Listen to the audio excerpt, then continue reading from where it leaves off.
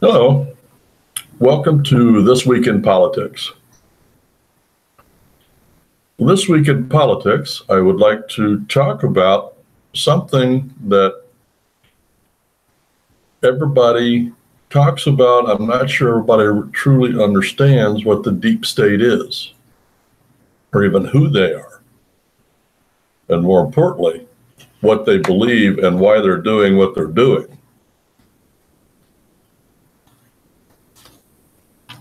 So I thought today I would go over the top 20 beliefs of the deep state. And once we go over these, you will see that the behavior that they are doing, the things they do, the reason they do them will become very, very clear. It's important, though, that you listen to all of them. Some of them don't make sense. And that's going to be the one that clears things up. Now, first off, I want to talk about who the deep state is. The deep state is the entrenched bureaucrats. That's the main functional day-to-day deep state. But we used to have two parties in this country, Republicans and Democrats, and we don't have that anymore. We have two parties, but not the Republicans and Democrats. We have the establishment and the Tea Party. Now, the establishment is the deep state. And you say, well, how can you tell one from the other? Well, that's where these beliefs come in. As an example, some people might say, well, John McCain is a Republican. He can't be deep state. Oh, but he is. And when I go down the list of the beliefs and you compare that to people like John McCain, you will see very plainly that he's part of the establishment or the deep state. So we have establishment Republicans and establishment Democrats that make up the elected deep state. Now, we've also had deep state presidents all the way back to Jimmy Carter. No, further back than that, all the way back to LBJ. And speckled in there throughout our current history have been, once in a while, conservative Tea Party populist presidents who come along. There was Nixon, then there was Reagan, and now there's Trump. But all the way back to LBJ, there was establishment, deep state presidents.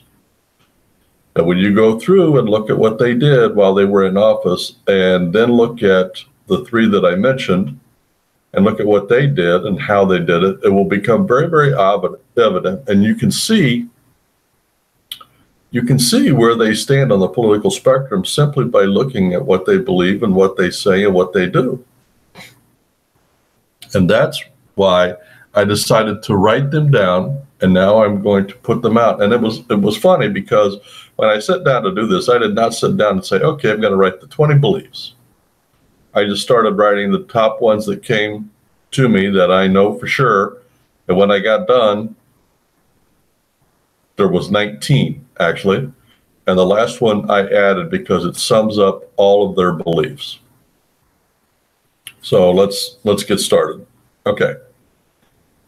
The first belief is open borders.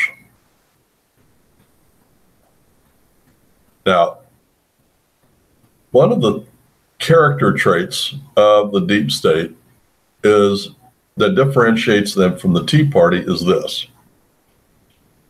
And I have said this forever. They believe in the accumulation of power and money. That's all that matters to them. They have no core beliefs. They have no core motivating factors with the exception of power and money. So when you go through, and I go through these, one of those two will, and you say, well, then how can you call them 20 beliefs? Well, because in order to achieve their goal of power and money, there are certain things that they need to do to make sure that. And open borders is one of them, because new immigrants to this country tend to vote Democrat. And they're liberals as a general rule. So if the establishment and the liberals want more votes, they want more people crossing our borders. That means they don't want restrictions on the border. They don't want open borders. They don't want closed borders. They want open borders. So all the liberals in the whole world can come in. Look at some of the silly policies we've got. The lottery immigration is the silliest thing. And Donald Trump has managed to get that out, bring it into the public. He made them a beautiful, an unbelievable offer for the DACA kids, and to get rid of these silly open borders. And the Democrats there wasn't even a debate. They just said, no, we're not doing that. They don't care about the DACA kids. They don't care about right and wrong, good or bad. They care about votes and power. So open borders is number one. Number two, Reagan hit it right on the head when he said, tax and spend liberals. That's exactly what they do. This is the first election coming up, the midterms, that I can remember in my lifetime where the Democrats are going to run on raising your taxes. I mean, that's their plague. They are being emboldened. And the reason they're doing that at this particular time is because the tax cuts that the conservatives, led by Trump, have put into place are working fabulously. Now, they are going to try to do what Hitler said, and that is, the bigger the lie and the more often you tell it, the more people will believe it. They're going to try to teach or tell everybody in this upcoming 2018 election that the tax cut isn't working, the money isn't coming in, and the deficit is getting bigger.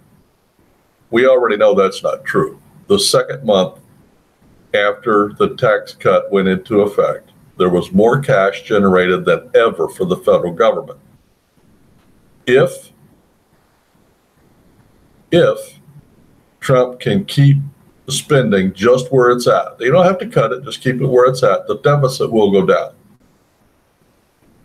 If we can gain 8 to 10 seats in the Senate, then we can start making some cuts. Or if we can get the Speaker of the House to do his job and cut that silly cloture rule down to get rid of it, we can pass it with 50 votes, then we can get some spending cut. The problem is, Mitch McConnell is part of the establishment. He is part of the deep state, and he is not going to allow that to happen.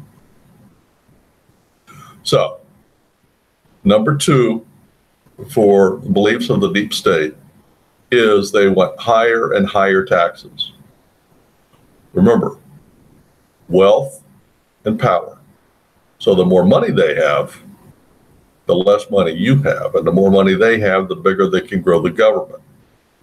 The more power they have, money equals power to them. Which leads us to belief number three. They are all for big government. In any way, shape, or form, they want big government. And I don't have the statistics in front of me. I used to watch this very closely, but it's amazing. It used to be, way back in the day, that the Democrats would increase the size of government and the Republicans would decrease the size of government. However, that changed around the time of LBJ. I mean, he did increase the size of government for sure. But all of the establishment presidents increased the size of government. H.W. Bush, Bill Clinton, Obama, they all increased the size of government dramatically. So the characteristic is big government, and they sell this to Democrats in the country, the sheeple, as I call them. They sell this to the sheeple by telling them they have more services. They give them more money, more food stamps, more Section 8, more stuff. And that's where Reagan got the saying, tax and spend. They tax it. It's kind of like income redistribution. They want to tax the working people in this country and then give it to the people that don't work. And the people that don't work are the ones that keep voting Democrat because they keep getting free stuff. Free Section 8, welfare, food stamps, free medical. The Democrats keep giving all that to keep the Democratic base, the liberals, in line.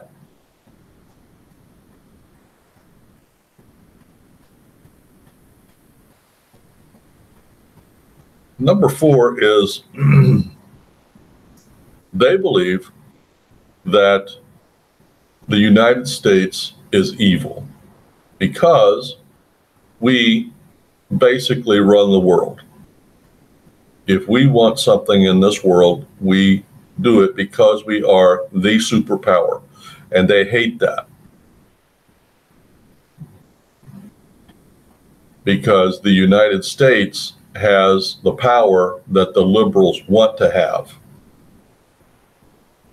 So in order for them to get the power, they have to destroy the one that has the power, and that's our country. They want the United States to have no world responsibility. You don't believe me? Look at Jimmy Carter. He depleted our military to such a degree that when we tried to go into some backwoods country called Iran and get our hostages out, they couldn't even get to the country with the helicopters because they were in such ill repair. We didn't even get a chance. Look at Obama. He had no accomplishment, in my opinion, of world responsibility. He went around, the Paris Accord was a $5 billion giveaway. The Iranian agreement was a $100 billion giveaway. It never ceases to amaze me, and the people just keep voting them in. I think it's because the Democrats have their sheeple so ingrained with voting Democrat equals more stuff that they could do just about anything and the sheeple would still vote for them. The number 5 belief for the deep state is they believe they run the government. Not the elected officials, not the president. And I had this one brought home to me. Now, every president since Nixon has complained about this. But this one played out right in the open. And when I saw it, it was like, wow, I can't believe they did that. And here's what happened. After Trump was elected, but before he took office, so he was the president-elect, he sent a letter to the EPA and said in the letter to the leader or to the head of the EPA, send me a list of everybody that has been appointed by Obama in the last 8 years. Now, this is the president-elect asking this, okay? The head of the EPA says, no, we're not going to do that. You're not getting your list. Are you kidding me right now? Some secretary of EPA tells the president no, for a stupid list. And you know what? Trump didn't fight it. That's the scary part. As I sit here, I believe that if I were Trump, I would have raised holy and all kinds of stuff in the press. I would have marched over to the EPA. I would have taken a camera crew. I mean, I would have gone all out. I would have gotten that list, or I'd have gotten rid of that secretary the second I became president. But he didn't. He didn't fight him. He didn't make a big deal about it. He just let it go. And that's why the deep state believes they run the government. And yes, the EPA, all the entrenched bureaucrats in the government are all deep state because they all believe these things. Now, when I say all, it used to be the FBI, Justice, CIA, they used to be the good guys. Obama changed all that. Now, there are still some good guys in there. In this last election, we know for a fact that throughout the three departments of justice,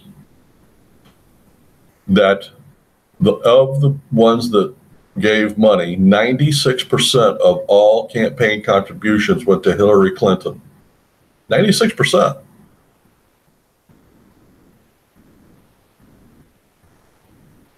That's all deep state. And so was Hillary Clinton, deep state, just like her husband, Bill. Deep state. And the deep state was backing her to the tune of 96%. That means, at best, there's 4% that are conservatives throughout the FBI, CIA, and justice. That's scary. And that's why things aren't getting done. And just as an aside here, I have been pushing. I think that Trump needs to go through and from mid-level up in all three departments, eliminate every position and start over. Let him take them to court. Let him file civil servant suits. Who cares? He's got to get those people out of there. He got rid of Comey and he got a special prosecutor. Get rid of them all. If you're gonna have to pay for one, you may as well pay for them 100,000, but get rid of them. The number 6 belief is the American people are stupid and they treat them like a mushroom. And if you don't know how a mushroom is treated, it's kept in the dark and they throw manure on it once in a while. They believe the American people are stupid. And the people that vote for them, I wouldn't say stupid, I'd say purposely uninformed. It never ceases to amaze me whenever I talk to a Democrat and I ask them a question about anything. The answer I get is always whatever the mainstream media is telling them. And by the way, they are deep state also. It appears to me, and I can't speak for other people, but it appears to me that the sheeple are either incapable, unwilling, or they truly do believe all of the garbage that the deep state puts out. How they can do that is beyond me. Just a cursory look at the facts. As an example, the tax cut. Cutting taxes has been done in our lifetime all the way back to Kennedy. When Kennedy took office, the highest tax rate, are you ready for this, was 95%. And when he got in there, he cut it back, I believe, to 75%. And what happened? It took off. The economy took off. It works every time it's done. The Reagan Revolution started with cutting taxes and regulation. And it works every single time. So when Trump came in and he got the tax cuts done and started deregulation as soon as he got into the office, there was no surprise to me that this was going to take off and do well. And yet, as they are living through it, and those people in Congress, most of them are older than me. So they know this, they live this, they know what works. And yet they spit out this stupid stuff that tax cuts don't work, the money will dry up, the deficit's going to get bigger, programs are going to get cut. It's the same old line that they've been spitting out for years, and they know that it's a lie, and yet they keep spitting it out because that's in their playbook and they don't know anything different. Because they have to keep the sheeple in line. What if tomorrow Nancy Pelosi came out and said, well, I was wrong, tax cuts work, economy's doing great, let's back Trump? Well, then all the sheeple would become conservative because they would start believing conservative things. But if you're poor and in the inner city and a Democrat comes out and says Republicans are bad, tax cuts are bad, closed borders is bad, the wall is bad, and you're going to believe them. You're not going to spend your time doing the research. You're just going to be a sheeple. And that's why the deep state believes the American people are stupid, because their constituents, the people that vote for them. Now, and I want to be careful. I don't want to sound insulting, but Hillary Clinton lost the presidency because of these beliefs. What do I mean? If you look at a picture of the map, of the electoral night map, and you divided the country by county, not state, but by county, and you colored the red and the blue, 95% of her votes came from urban areas. LA, San Francisco, Chicago, New York. Okay? What do those places all have in common? A high concentration of people, a majority that are poor or living poor, working poor, and minorities. If you live poorly and your existence is day to day, are you going to take the time to read a newspaper or get online and do research, or are you going to worry about where your next meal's coming from and go do that? I'm not faulting them. I'm just saying that I feel poorly for them because the Democrats have enslaved them and enabled them to be sheeple instead of doing what Trump is doing and giving them a leg up. Just look at the Black and Hispanic unemployment rate, it's the lowest it's ever been. Those minorities that are getting jobs now are going to be conservatives when it comes to the vote, and everybody's going to be surprised because to them, they've lived it. Now, the next one is going to surprise you.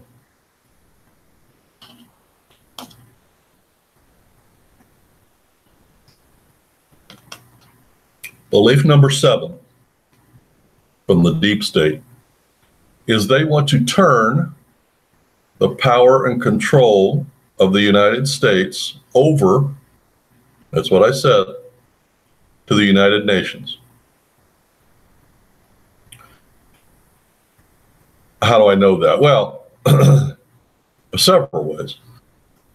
I did a program a couple of years ago that talked about a document that was produced by the United States or United Nations with the goals that the United Nations had.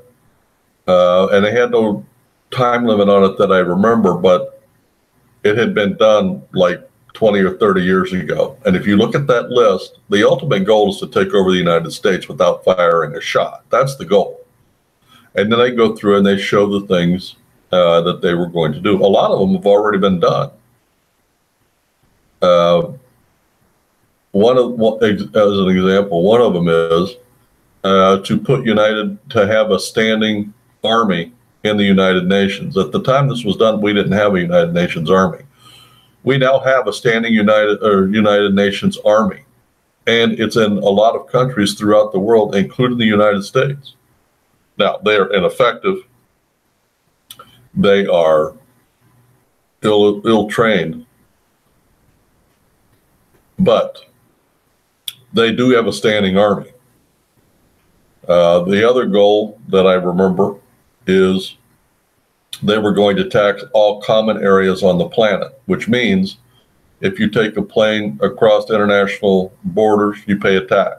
You take a boat or a cruise in international waters, you pay a tax. You import anything you import or export to another country, you pay a tax. If you pollute the air, you pay a tax. If you use the sun, you pay a tax. Now, why is that important? Because if they have a standing army and they get those taxes passed, now you have the money to fund and train that army. And you have the whole world to choose from, not just the country that you're in. And as an example, here in the United States, we have the best military fighting force that the earth has ever known, but we have 300 million people to choose from. If you are the United Nations and your goal is to take over the United States, you have 3.5 billion people to choose from if you have unlimited resources. You have that many people to choose from and to put into active military service. Kind of scary. And they are ticking down that list. So why do they want to turn the U.S. over to the UN? Remember, I told you one of their core beliefs is that the United States is bad. We take advantage of other people. We're the police for the world. And this is their opinion. We discriminate against everybody else. We take advantage of everybody else. We use our power to get what we want. We are racist, homophobic. So they believe if they turn it over to the United Nations, it'll be a fairer government, that every government will be treated equally, and and there will be no borders. We won't have individual countries. We will just have land masses and continents.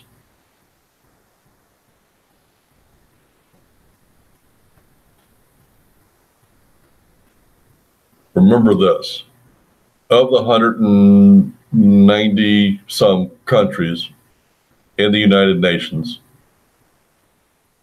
of those countries, the vast majority, and when I say the vast majority, I mean like 85% of them, are all dictators and kings. And again, 85% of them are ruthless, dictatorial, murdering left-wingers, all of them. There is no good argument that can be made for that, and yet that's where the deep state wants us to go. The ultimate goal for the deep state is a one world government. No borders, no differences, everybody's even. That's the way they're going to sell it. But what they really want to have happen is for there to be two classes of people in the world. Them and the sheeple. And by them, I mean the ruling class, the elites, the people in the government. And history proves that never works.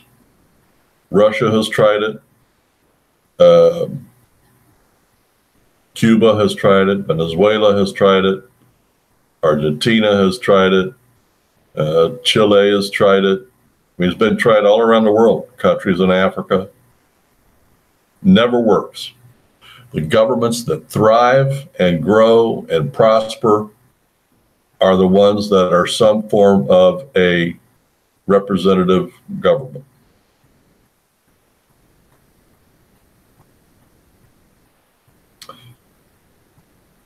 I want to give an example of this belief that happened under Obama. Again, it was right out in the open.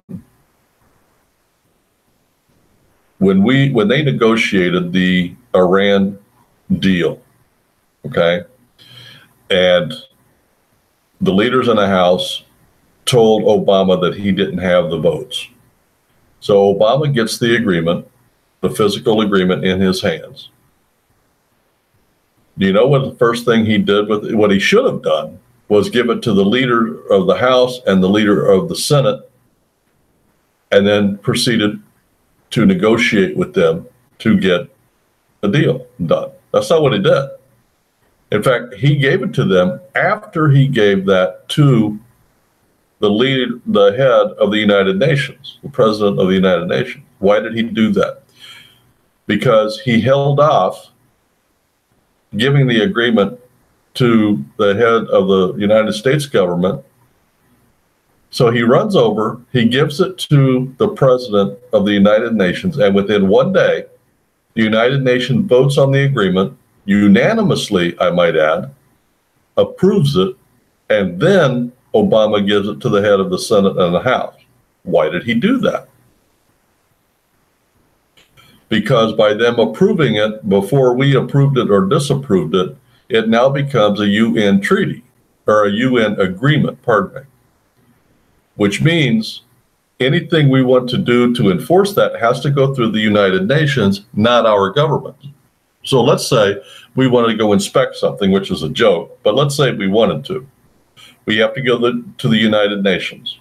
The United Nations, who is left-wingers, notifies Iran. Then bureaucracy sets in.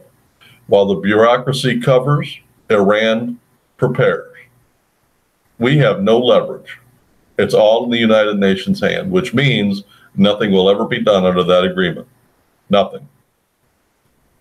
Iran will continue to work on nuclear weapons, enrich uranium, work on intercontinental ballistic missiles, and the United States is going to sit back and do nothing, because when we make agreements, we stick to them. Nobody else on the planet does that. And that's what they were counting on. That agreement was strictly for Iran's benefit. So they could keep doing what they wanted to do, and they would tie the Americans' hands so they couldn't do it. Trump had enough of it, and he finally ended it. But that was an example, and there's many other examples, but that's the biggest one that proves that the deep state wants to turn the power and the running of the United States over to the United Nations. That's a big one. Number 8, the deep state hates the military-industrial complex, and that reflects mostly on how they fund and treat the military. Eisenhower warned about this when he was president, and it is exactly true. If you look, if you had a list, down one side of the piece of paper was the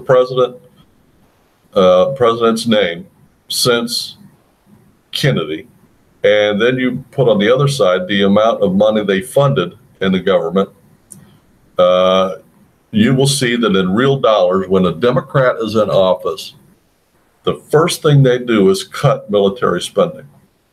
Even if we're in a war, they cut spending. And they do that because they do not remember their core beliefs. America is bad. The U.S. uses their military to push America, and the deep state and the liberals don't want that. So if they cut the military to such a degree that they aren't able to go do that, then their policy wins. Look, when Russia took over part of that country in the Crimea, I can't think the name off the top. What did we do? We did nothing. The strongest thing was when Obama came out and said,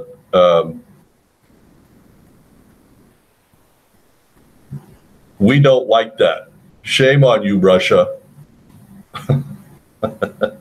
Really? Putin laughed. And he's still there. He still owns the land. He's incorporated that into Russia. And there's been no consequences. Now, I promise you one thing. Putin will not do that under Trump. And neither will China. But China did under Obama. That under Obama's when they went out there and built up all those islands and put the anti-missile defenses on. There's a built runway, so they're military outposts. They did that under Obama. What did he do? Nothing. Because in his beliefs, in deep state liberal beliefs, that's fine. So they hate military. Now, the most obvious point of that was when the Iraq war was going on, and they came out and they tried to distinguish, because they were being accused in the press of hating our military. And so they came out, and here was the saying at the time. We like our military people. We just don't like the leaders in the military. We don't like what they're making the guys do. See, they were drawing a distinction between the people and the military. That was a distinction without a difference. What they were saying is, we like the people because they're Americans. We just don't like the military. Confirming their belief. And that, in their minds, they believe that.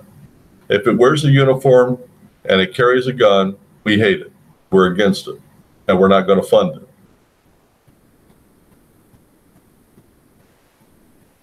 Number 9, appeasement at all costs. You could go through any left-wing president that we've had and look at any international thing that has happened, and they will appease. Bill Clinton appeased North Korea. Obama appeased the Muslims.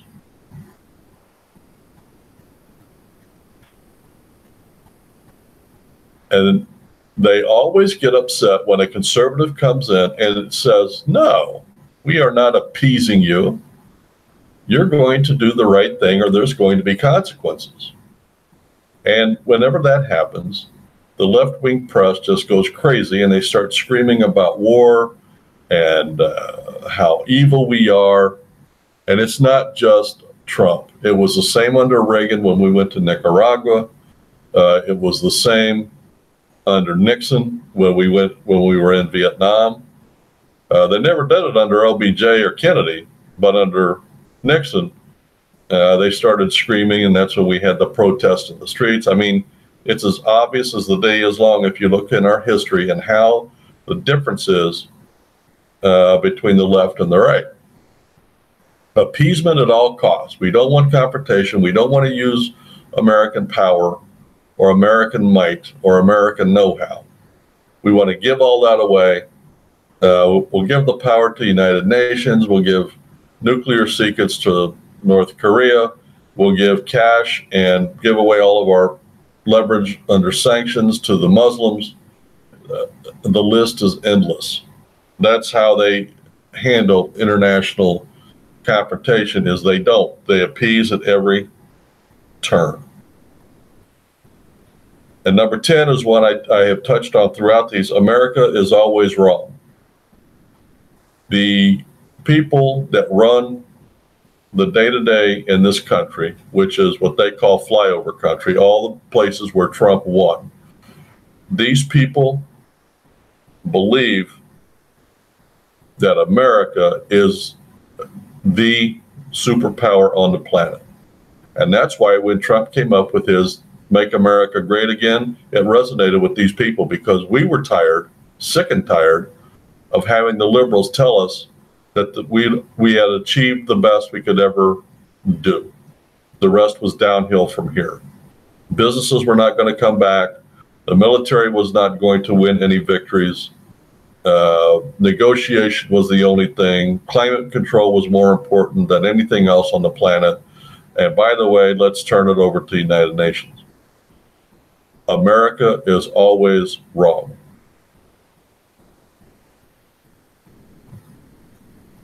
Number 11 is anti-God. I didn't used to think this was true. I used to think that they were still Americans who believed in God, but just didn't really understand how their beliefs in one affects their beliefs in the other. I have since decided they know and they have chosen. And I'll tell you when I reached that point. It was at the 2000 and I believe it was 8, the first inaugural or Democrat National Committee or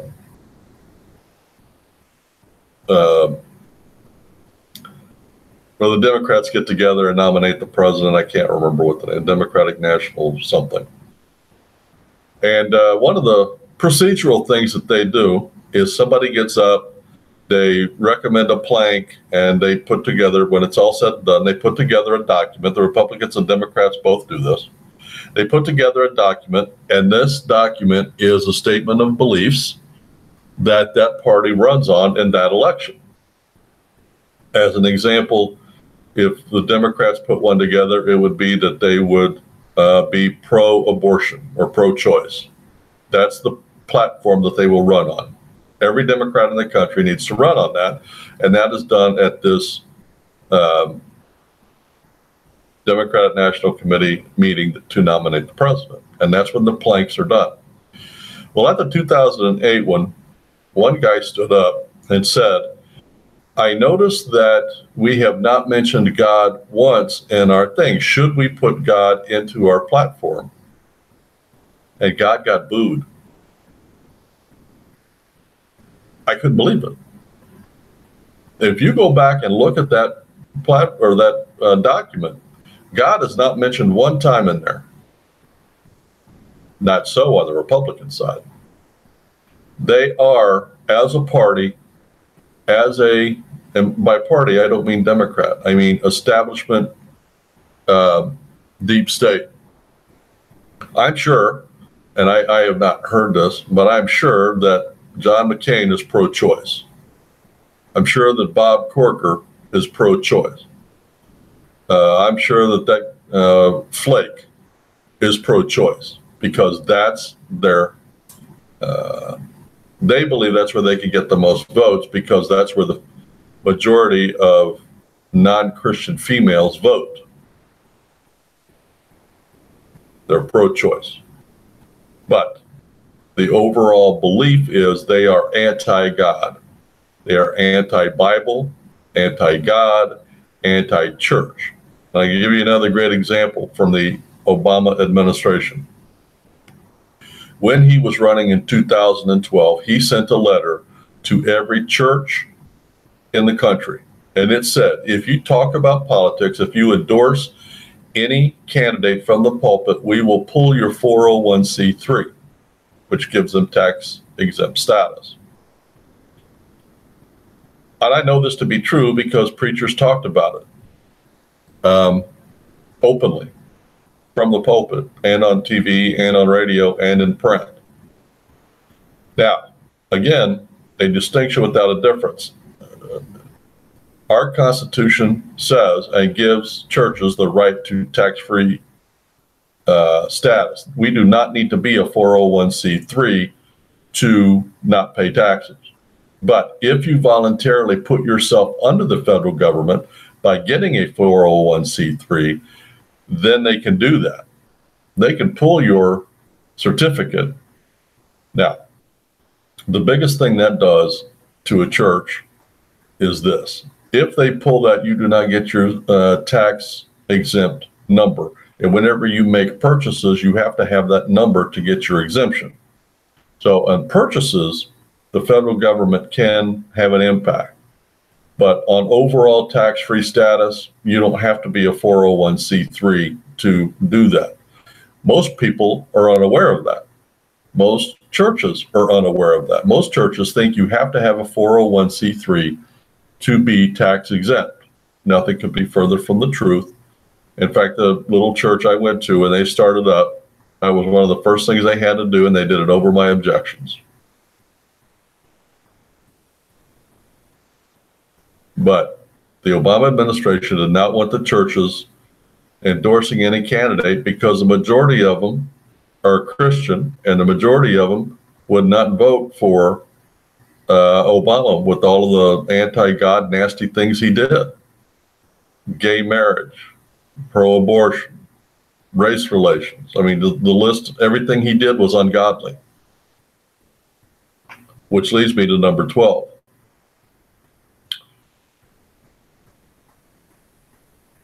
Race relations. And what I mean by that is every Democrat, every liberal, every establishment president has, to one degree or another, tried to divide the races. Now, up until Obama, they had done it subtly because the majority of the liberals happened to be poor, ethnic, and inner city. So they would keep them hooked, as we talked earlier, by money and giveaways. So the blacks, the Hispanics, the Africans, the Indians, all of the constituents for the Democratic Party were subtly being separated from mainstream America by giveaways. Obama took it to the next level, and he got every form of the government to get behind and divide our country by race. He used his attorney general as a major hammer. He used the press to make a mountain out of a molehill of a few blacks being killed by cops when there were more cops being killed by minorities than the other way around. And they completely drove a wedge in there, and we're still trying to recover from that. The American people in flyover country, we're fine. Blacks and whites, we get along just fine. It was the government that stepped in and drove that wedge in, especially in the inner cities. If you look at where these race relation things that happened under Obama, again, you will find that they happened in major cities or on the outskirts of major cities, where the black population, again, largely Democrat, largely liberal, largely poor, were being used by the government to draw a wedge between them, and so that they could have a them and an us mentality. And the blacks were willing to do that because they're sheeple. They did not see what the liberals were doing to them, and I still don't think they understand. But creating wedges between the races is and it goes, again, all the way back to LBJ. There's a famous quote when LBJ is trying to get a bill through Congress for the Great Society. And I'm not going to use the word that he used the N word. But when he was trying to sell this, he was telling his people in the Democratic Party, I'll have those blank vote Democrat for the rest of their lives. And he meant that because he was going to give them the Great Society, free food, free housing, free this, free that. And in return, they were supposed to vote Democrat. And LBJ was right. He got the vast majority. Blacks used to be Republican, believe it or not. The Republicans are the one that did all the good stuff for the blacks. But under LBJ, he switched them to Democrat by giving them stuff. So he was right, but it goes all the way back to LBJ at the very least. Putting a wedge in race relations is a key plank for the deep state. They're anti-business.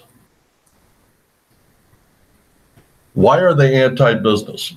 You would think they would be pro-business because they need the money for campaigning. And who's got the money? Businesses have the money.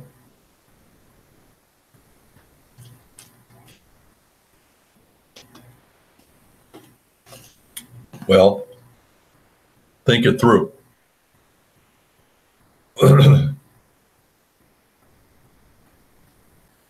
If they believe that money is power and they have the money, they want the money and they will pander to Wall Street and bankers. But they really are using them just like they are using the people, the sheeple. They're using the business. And here's what I mean. In this last election, as we were campaigning for the election, Bernie Sanders' big thing was Wall Street. The Wall Street bankers were evil. We're going to take all of their money and we're going to redistribute it to the people. And yet, Wall Street donated money to the Democrats. You got to ask yourself, why would they do that? Because the establishment wants the power. And the people that are in power in the Wall Street and the bankers, they believe they will be part of the ruling class. That's how they get the money. Look at George Soros. Okay? He has used capitalism, he has used our system, and he hates this country. He believes that he would be part of the ruling class because he has spent so much money making it happen, just like the stupid people in the press. They believe that when this country becomes socialist or communist, they're going to be the ones in power. They haven't read history. Every dictator that I know of has used the press to get to power, and once they get to power, they take over the press. They don't ingratiate themselves to the press, they take over the press. They run the press. The people that are in the press, they're gone, they're kicked out. And the press is starting to be run by government people, just like business. In the deep state's perfect world, they would take over all the banks, put them under government control, and put government employees in every position. And they would do that in every business in the country, or every major business. So that the only people, everybody that's, only people that would be working are the sheeple at the bottom. And the only people at the top are the ones that they put in there that are members of the government. When they talk about Russian oligarchs, that's who they're talking about. The top 1% that run everything. And they run everything because of the government. That's where the deep state is trying to take the Americans right now. Number 14, the laws of the land and the Constitution is open to interpretation. Now, we can look at any thing you want to look at with the law, and it's as obvious as the day is long. All the way back to Reagan, we have been arguing about the judges legislating from the bench. And everyone that does that is liberal, deep state Democrats. All of them. Let me give you a current example. It is spelled out in black and white in the Constitution that the president has the right and the power to dictate immigration law and to put bans on traveling to and from any country in the world as he sees fit. So Trump did it, and they took him to court, and now it's tied up in court. Been tied up in court for a year and a half. They got in a year and a half. They got one of the 3 objections to the Supreme Court, and there's 2 more to go. So they will tie it up. It's a frivolous lawsuit, but these left-wing liberal judges tried to legislate from the bench and have been getting away with it. That's why it's so important when conservatives are in there that they stack as many judges as they can in the system. The liberals have been doing that, again, all the way back to Kennedy. And the Republicans are just now catching up. But out in California, the ninth, and instead of it being called the Ninth Circuit Court of Appeals, I call it the Ninth Circus Court of Appeals. Every judge on there is liberal, left-wing, socialist, and they have some of the kookiest, it's the most overturned circuit court in the nation. But they just keep doing it. And this last one for the travel ban and anything else they want to do, they go find a left-wing judge and they legislate from the bench, and it ties it up in court, and it ties the hands until the election is over. And it's just one big, it needs to be fixed. But that is, so from the deep state standpoint, the law is not the law. The Constitution is not a fixed thing. It's all open to interpretation, and we can debate it. We can talk about it. Right now, they're openly talking about getting rid of the Second Amendment. The liberals are talking about using the 25th Amendment to get rid of our president, not because he's inept, but just because they want to get rid of him. And in their mind, they can use anything they want to achieve their goals. Remember, it's all about power and money. It has nothing at all to do with right and wrong, good or bad, fair or not fair. Number 15.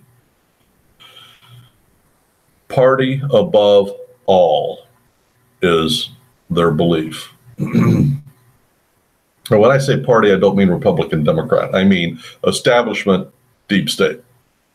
And I'll give you a good example. When Trump brought his repeal of Obamacare to the floor of the Senate, and it came down to it, the last vote was a Republican. We should have got that done easily. It was John McCain, and he voted with the establishment, with the deep state. Why? Because Obamacare, in effect, gave the government control of 30% of the United States gross national product, which is our medical field. 30%. If Obamacare would have stayed, eventually, and rather quickly, the United States government would be making medical decisions for me and you throughout the country. But they vote for their party.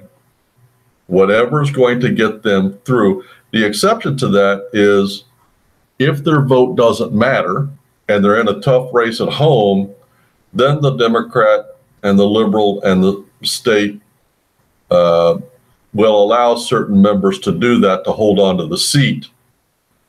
Otherwise, they march lockstep. Number 16, income redistribution at all cost. This is a major plank in socialism, and this is where the deep state is trying to take us. Bernie Sanders calls himself a democratic socialist. And if you look at what he was promising: free education, free this, free that, free everything. Somebody sat down, did the calculations, and it would take 70% of everything everybody made, 70% of the gross national product, just to keep the promises he made.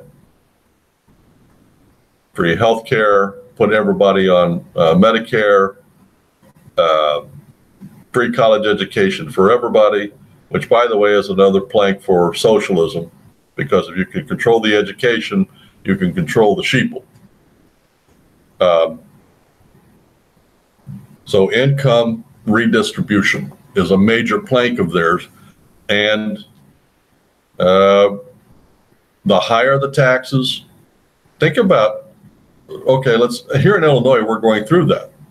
The Democrats in this state, the left wing, the entrenched liberals, are looking for a regressive tax or progressive tax. And what they're trying to do is the more you make, the more you pay, which sounds fair, but it's not. And here's why. If the people at the bottom are paying nothing and the people at the top are paying 50%, how is that fair?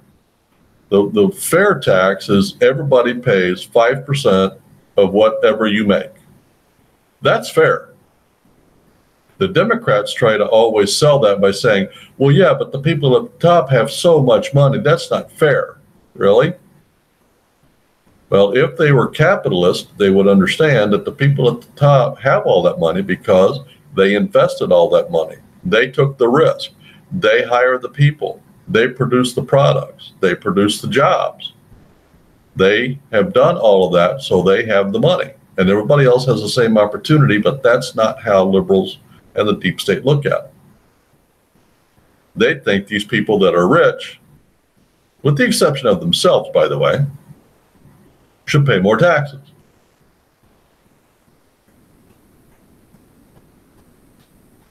And they want to take that tax basically as a Robin Hood idea to take from the rich and give to the poor.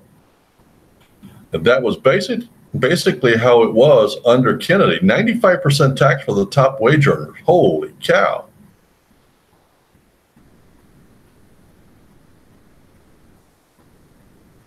Number 17. And we talked about this earlier. They believe and they want to have two classes of people: the elites and the sheeple. Obama saw himself as an elitist, as does Hillary, as does Bill, as does Chuck U. Schumer. All of the people that are ruling see themselves as elitist, as does the deep state entrenched politicians, because they believe, the bureaucrats, because they believe they run the government.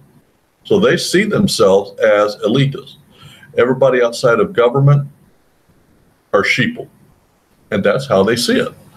And when in their perfect utopia, that's how it is. There isn't blacks and whites and rich and poor and upwardly mobile and yuppies and millennials, and there isn't that. There's elite and there's sheeple. Look at Russia. That's exactly how they want to be. China's a better example.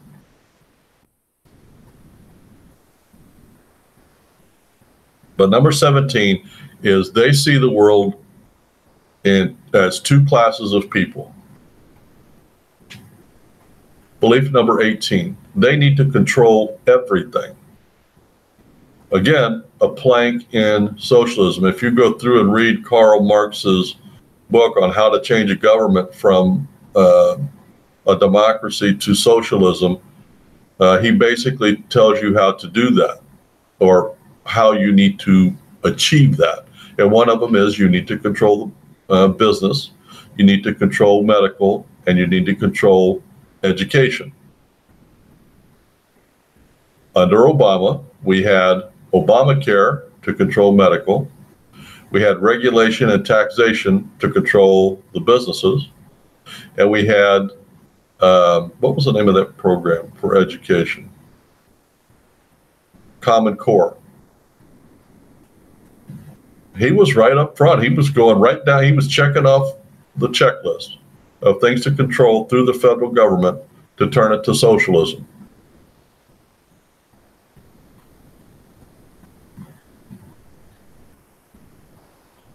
We are in the process of going through this right now on social media, and you should pay attention to this because the federal government and the three major social media outlets, Google, Twitter, and Facebook, they're trying to stage it so that it's a fight, but it's not. They are working hand in glove in lockstep to regulate social media. Why? So they can control speech. I mean, why do you think they made such a big deal out of the Russia thing on Facebook? I mean, in the overall scheme of things, it was infinitesimal. But if you believe what the press said, it was a huge deal. They spent billions of dollars to influence it. I think they spent a couple $1,000s, maybe $15,000 on ads on Facebook. Nothing. But they want to make a big deal so the Americans think it's a big deal and say, oh, yeah, we got to regulate that. No. We need to allow free speech and open exchange of ideas. This regulation that they want to do is going to limit that, and it will put elitist, liberal Democrats in charge of deciding what they're going to call hate speech. And from their standpoint, any conservative is a hate speech. Remember, they call us homophobic, xenophobic, racist, bigots. So anything we say about our beliefs will be interpreted by them as hate speech, and we won't be able to get our word out. That's where they're headed. They want to control speech. And right now, the major platforms are social media, and that's where they're going. And if the Republicans don't wake up, we're going to wake up here pretty quick and once that starts, right now they're doing a dance to get the American people on board. It's just a dance. Once those papers are signed and they put the first regulations on social media, from then on it's going to be drip, drip, drip, and it'll come pouring in. Regulation, you can't say this, you can't say that. It goes through this board and it has to be approved by this, and we can pull your account and we can cover it'll be unbelievable, and the federal government will be in charge. Number 19, their ultimate goal, and this was when I was brainstorming, this was the last one. In the end, there will be no parties. There won't be Republicans, Democrats, establishment, or Tea Party. There will be elites and sheeples. And the goal is the New World Order. Now, the first time that phrase was used was George H.W. Bush, a Republican, but he was and is a deep state left-wing liberal. Remember, he lied, or whether he believed it or not, he got elected with his phrase, read my lips, no new taxes. But once he got in, he did exactly what the establishment wanted him to do, and he raised taxes, and he lost the election. That's when we got Bill Clinton, who, by the way, raised taxes also and cut the military. But anyway, so their goal is a new world order where the United Nations is in charge. The United States has no borders. Income is redistributed to everything. All taxes throughout the world go to the United Nations. Our military is disbanded, and the only people that have power are the elites, and the sheeple are basically relegated to serfdom. That's the world they want. That's the world they're headed. That's their goal. That's their thinking. And so now Now that you know that, if you can envision that idea and that thought, and then you look at individual actions of why did McCain really do that? Why did he support Obamacare? Or, why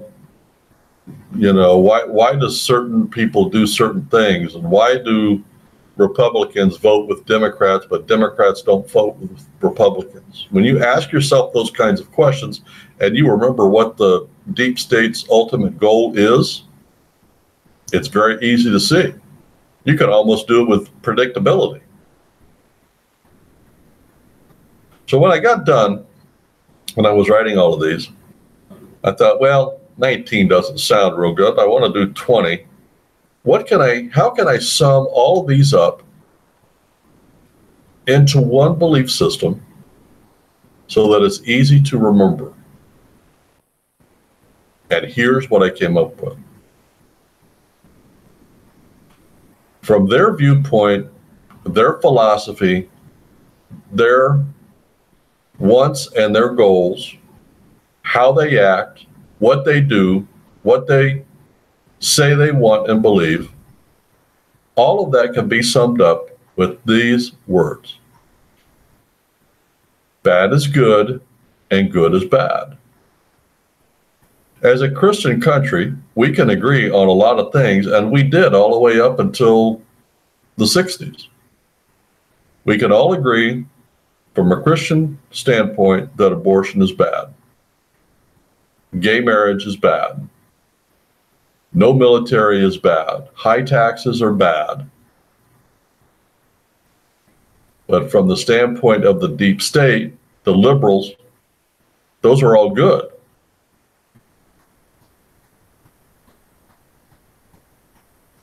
And they put fancy words to get to what they want. Bad is good and good is bad. If you remember that when you're looking at the different people, what they say, how they campaign, what they do, what they vote for, it makes perfect sense. Well, that pretty much sums up the 20 beliefs of the deep state.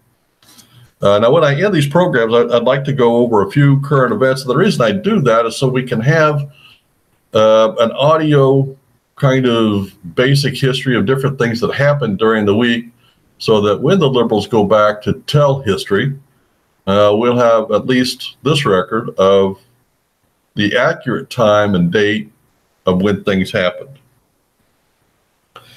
This week, Trump announced we pulled out of the Iran deal. The press went crazy. The people love it.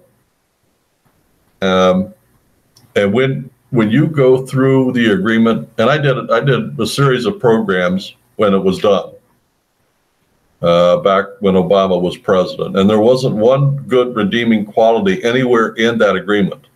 We were lied to by Obama about so many things, and just in this agreement. So Trump finally pulled us out of it, and this is the week he did that.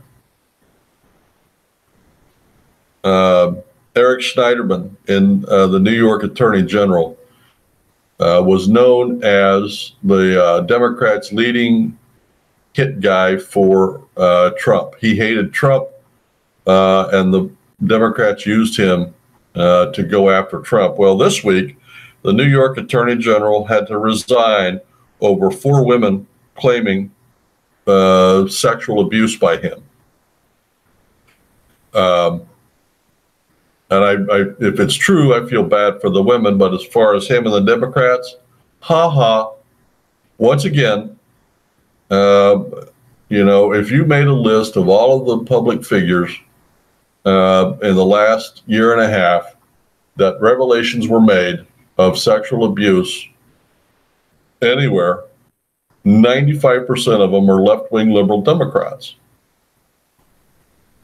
There are some Republicans, of course, but when you have an anti-God belief system, well, of course, the majority of things that are done are going to be done by deep state people. And once in a while, Republicans get caught, but by the vast majority, And if you don't believe me, go do the research. I've been watching since it happened. You know, it's easy to see. It's easy to pinpoint. So today's the week when Schneiderman had to step down as New York Attorney General. This week was the week we had 4 Republican primaries, and this was so funny to watch. The buildup to this was huge. The press was making a huge deal out of this because in each race there was an interest in Trump, and then the press is trying to make this 2018 a referendum on the Trump presidency. So, you know, like Trump had taken a state or a county or an area, and then they had somebody in each one of these races that was running to see who could get closest to Trump and which one would win. The press was betting and hoping that the blue wave was going to start here and the moderate or deep state Republicans would win. So I want to go through the 4 states here quickly. In Ohio, Mike DeVine won. He was an avid Trump backer. In North Carolina, a pastor from a mega church named Mark Harris, strong conservative Trump backer, won. In West Virginia, Patrick Morrissey won. He was a Trump supporter. But the big thing here was the press was pushing this guy named Blankenship. Now, he used to have an office in West Virginia, and he got convicted of something, did some jail time, came out, tried to run as a Trump supporter to get into office. Trump came out, and he didn't campaign against him. He just came out and said, "We do not want Blankenship here. He's not going to do us any good if you bring him here." And the press was building Blankenship up, and they were saying it was neck and neck. Blankenship had a chance, you know, just like they do with the Democrats. And when the votes were all counted, Blankenship came in 3rd, not even 2nd. Wasn't even close. He got trounced. So West Virginia was strong Trump country. And in Indiana, a guy by the name of Mike Brown won. Strong Trump supporter. Now, what was so funny about this is all of the buildup and all of the press that was given to these the day after the election, I had to hunt to try to find who won. The press just absolutely stopped. They didn't report on anything because they didn't want to say that Trump swept all 4 of these. And for all of the special elections and for all of the seats and for everything that's been done since Trump was done, the Democrats haven't won one. And they claim that in November there's going to be a blue wave. I don't think so. Well, that pretty much covers the current events.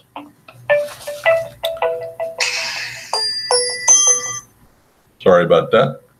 That pretty much covers the current events and the program. I just want to say thank you, and that's the show. All of our programs are produced by the Prayer Box Ministry. Go over there and take a look at our website. Is prayerboxministry.org. That's org.org. Go over there and take a look. It's an interactive website. Our programs are streamed from over there. We have somebody read the Bible to you chapter by chapter, not book by book. You can join a prayer group, all kinds of stuff to do over there. Go over there and check us out, prayerboxministry.org. Well, that's the program, everyone. I look forward to next week when we can sit down and talk about this week in politics.